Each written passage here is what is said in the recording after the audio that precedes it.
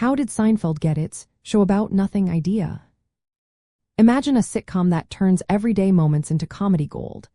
That's what Seinfeld did, but how did it come up with the idea that it was a show about nothing? Well, it all started with comedian Jerry Seinfeld and his friend Larry David.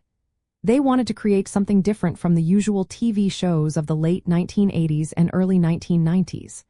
Most sitcoms then focused on big events, family drama, or work problems. Jerry and Larry thought, why not make a show about the small, ordinary things that happen to everyone?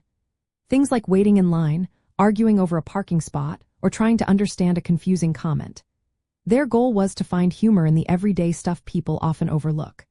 The first pilot, called The Seinfeld Chronicles, aired in 1989.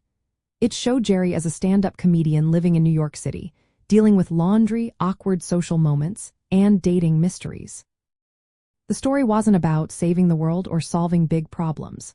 It was about the little things that make life funny and frustrating. The phrase, a show about nothing, actually comes from a funny moment in the fourth season. Jerry and George pitch a TV show to NBC executives, and George says the show is about nothing. The executives look confused, and that moment became legendary. It made people realize Seinfeld was different because it didn't follow the usual sitcom rules. But in reality, the show was about the quirks of daily life. It focused on how people interact and how small decisions can lead to big consequences. The humor came from watching characters deal with familiar situations. From a 1990s nostalgia point of view, Seinfeld stood out because it reflected how people really lived and talked back then. It didn't try to be flashy or dramatic. Instead, it celebrated the ordinary. Viewers could laugh at things they had experienced themselves, like waiting in line or arguing over a parking spot. The show about nothing idea wasn't just a catchy phrase. It changed how people thought about comedy and sitcoms.